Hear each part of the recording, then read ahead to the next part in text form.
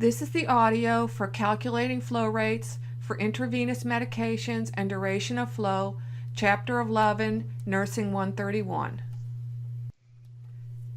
Objectives of this particular chapter are: at the completion of this chapter, the student should be able to describe intravenous piggyback medication administration, calculate the rate of flow of intravenous piggyback medications, calculate the flow rate of intravenous solutions based on the amount of drug per minute or per hour, determine the amount of drug a patient will receive IV per minute or per hour, calculate IV flow rates based on weight, calculate IV flow rates based on body surface area, calculate the infusion time of an IV solution. This chapter will pull a lot of the previous content together.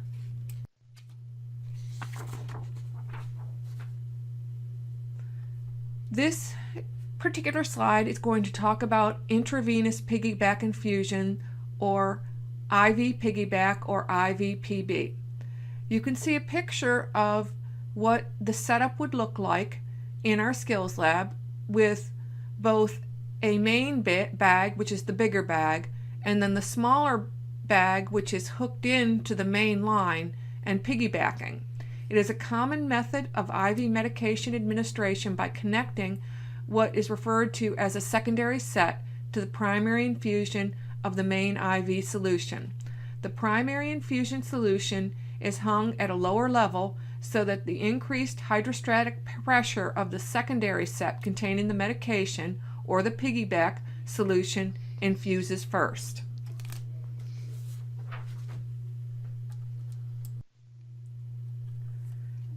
This is a problem involving IV piggyback medications. The patient is to have vancomycin 500 milligrams in 200 milliliters of normal saline IV piggyback every 12 hours. Infuse over 60 minutes. The tubing delivers 10 drops per milliliter. Determine the flow rate in drops per minute. This is an example. Pull the information you need from the problem, and it is easy to solve. You have several examples in your textbook and learning packet, so reinforce this material. Pay careful attention to the problem with several steps, such as the one on OxyContin. A version of this is in the learning packet as well as the book. And you can see you set up with your ordered amount over your ordered time, and then multiply it by your drops per milliliter from your tubing, and then you get 33.33 drops per minute.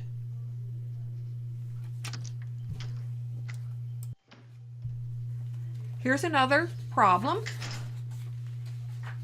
IV piggyback medication, 500 milligrams of Rituxim in 400 milliliters of D5W. Give IV over 8 hours. The drop factor is 60 microdrops per milliliter. How many microdrops per minute would the patient receive? And note, 60 microdrops equals 1 milliliter, and 60 minutes equals 1 hour. So set up your problem and solve for your unknown. Remember not to use prohibited abbreviations, but set up to solve. Practical application. Gadafoxacin 400 milligrams daily for 7 days is to be administered. A 200 milliliter IV mini bag is sent to the floor labeled with instructions to infuse over 90 minutes. The drop factor of the tubing available is 15 drops per milliliter. How many drops per minute will the nurse administer? Mini bags are a name for small bags that are sent to the floor for piggyback or secondary infusion. Use a range, since this is not a pump, or round to the nearest hundredth. Setting up to determine your 200 milliliters over the time that it's supposed to be delivered by your drop factor. Another example. The patient is to receive 100 milligrams of gentamicin sulfate in 200 milliliters of normal saline IV. give 1 milligram per minute. Calculate a flow rate with a drop factor of 20 drops per milliliter.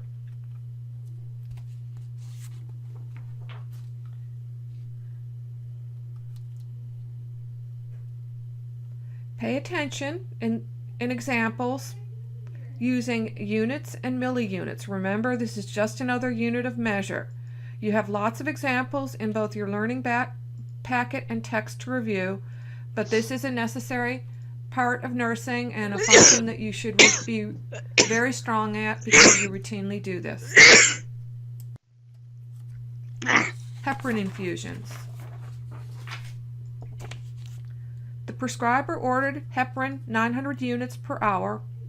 On hand is 250 milliliters of normal saline with 25,000 units of heparin for IV use. How many milliliters per hour would the nurse infuse for a patient to receive the prescribed dose? You want to set this up. It's very straightforward. Be careful with large numbers and make sure that you portray it properly and solve. The answer is 9 mils per hour. Now we're going to look at another new concept, calculating milligrams per hour. You have here an example of milligrams per hour, but you can also have in your textbook units per hour. You have the infusion of aminophylline, 250 milligrams, and 500 milliliters of saline. The flow rate is 40 milliliters per hour. How many milligrams per hour is the patient receiving? You want to convert flow rate from milliliters per hour to milligrams per hour. So set up as follows, starting with your flow rate and then thinking about the milligrams in the volume of normal saline. Milliliters will cancel out, leaving you with milligrams per hour, so your answer is 20 milligrams per hour.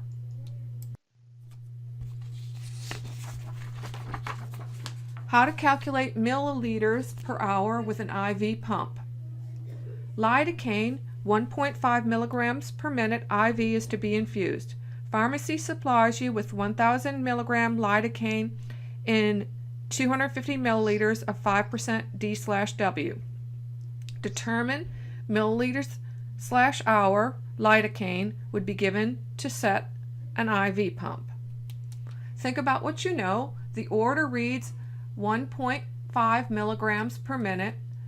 You also know from the problem that you have 1,000 milligrams of lidocaine in 250 milliliters.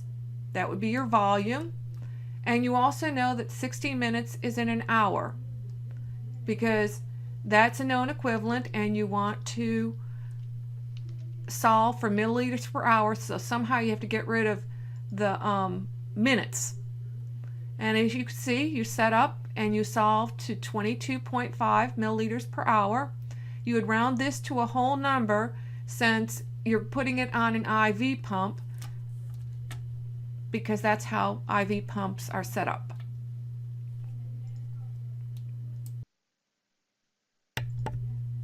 Calculating flow rates based on body weight. Many IV and enteral medications are prescribed based on your patient's body weight. An example could be pamidronate disodium 0.002 milligrams/kilograms/minutes. This means that each minute the patient would receive 0.002 milligrams of pamidronate disodium for every kilogram of body weight. It would be written as follows, as written on the PowerPoint slide. Don't forget that 1 kilogram equals 2.2 pounds and that many are calculated to administer a prescribed amount according to the number of kilograms that the patient weighs. Remember, what I'm saying essentially here is that the patient is to receive 0.002 milligrams of pamidronate disodium for every kilogram of body weight every minute. This order means that each minute the patient receives the prescribed drug for every kilogram of body weight.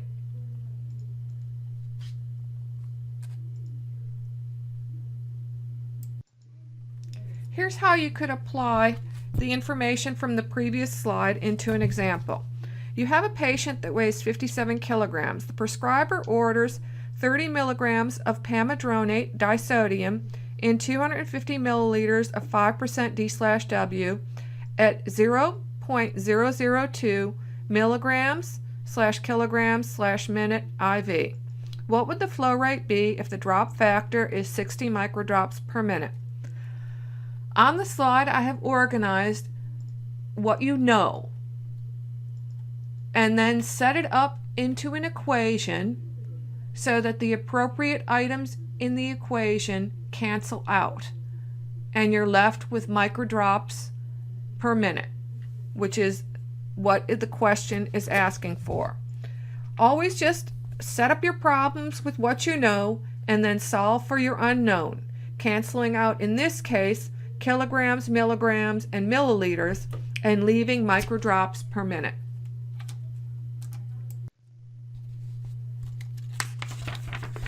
How to calculate a flow rate. The prescriber orders a medication, and I've got question mark, milligrams/kilograms/minute. Known from information given, patient weight in kilograms, volume to be infused, the dosage of medication, and the drop factor, and then solve for the unknown of the flow rate in drops per minute.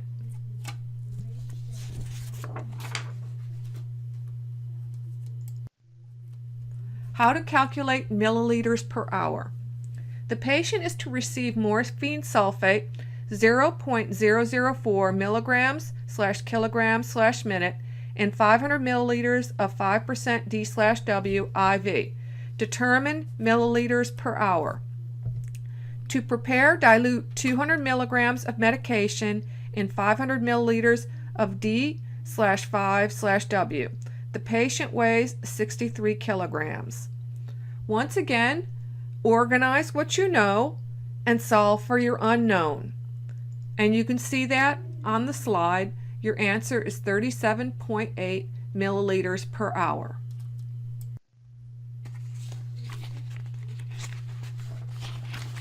Another example, Dopostat, 400 milligrams in 1,000 milliliters of dextrose 5 Ringer's lactate.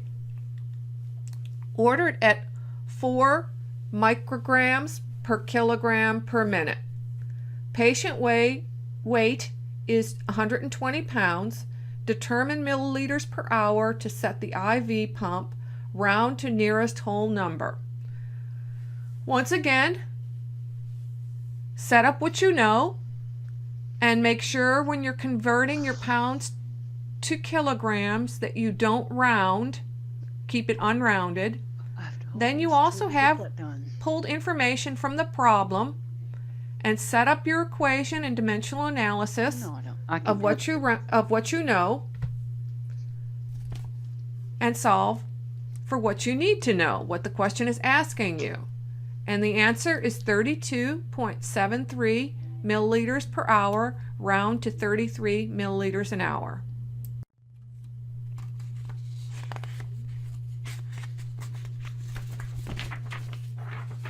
How to calculate milliliters per hour with an IV pump.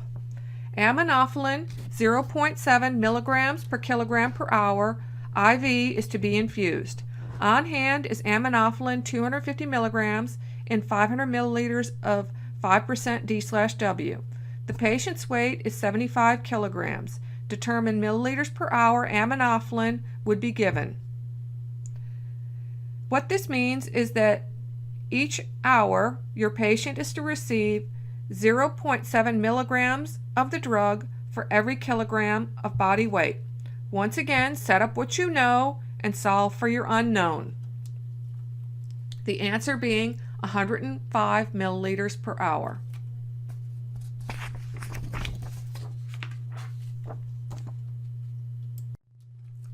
Calculating flow rates based on body surface area, or BSA. Many medications are ordered based on BSA. To calculate the flow rates, once again, use what is known to determine the unknown.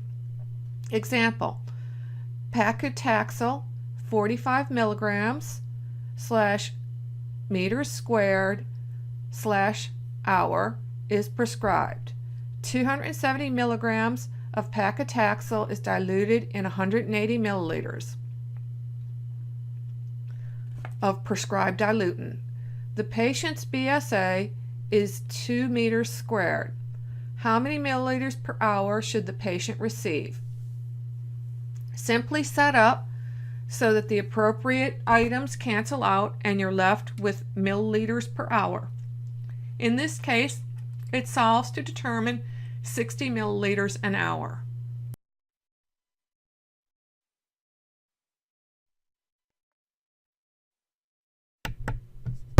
Calculating duration of flow. This can be used with either IV or enteral solutions. An example here is an infusion of 150 milliliter solution remains to be infused. The drop factor has been infusing at a rate of 18 drops per minute, and the drop factor is 15 drops per milliliter. How many hours will it take for the infusion to be completed? So you want to convert your volume of solution, 150 milliliters, to how many hours will it take for that to be completed. Set up your problem to solve for your unknown, recalling that 1 hour equals 60 minutes. And you can see that all the appropriate information cancels out, leaving you with an infusion time of 2.08 hours.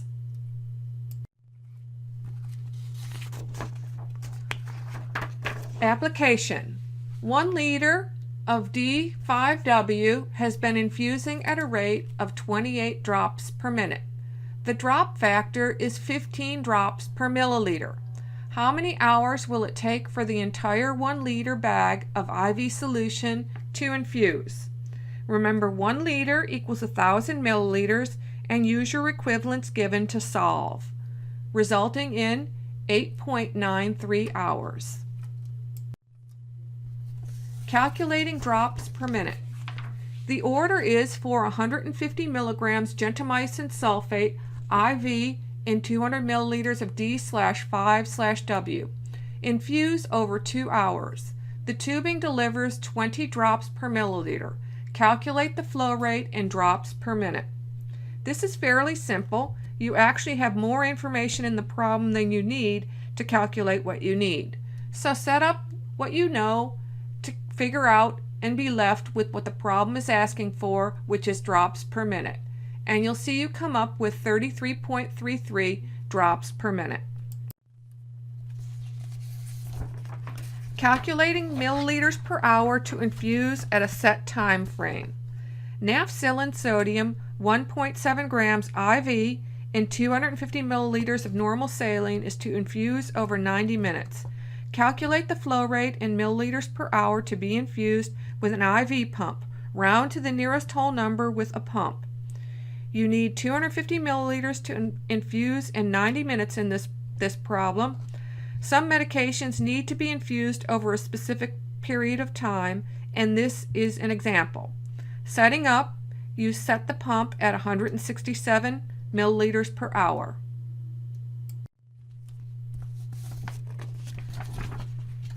Calculating micrograms per kilogram per minute.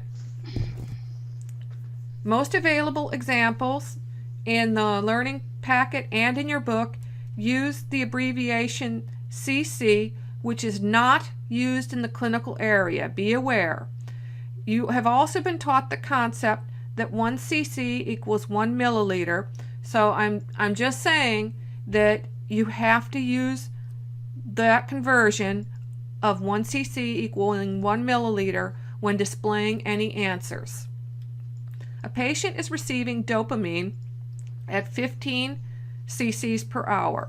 You are supplied with dopamine 400 milligrams in 400 cc's 0.9% normal saline. How many micrograms per kilogram per minute is the patient receiving? The patient weighs 80 kilograms. Setting up your problem as displayed, you would be expressing your example as micrograms per kilograms per minute. This will take some practice. It is a more difficult calculation, but this is the end of the course, and this is difficult is all I can say.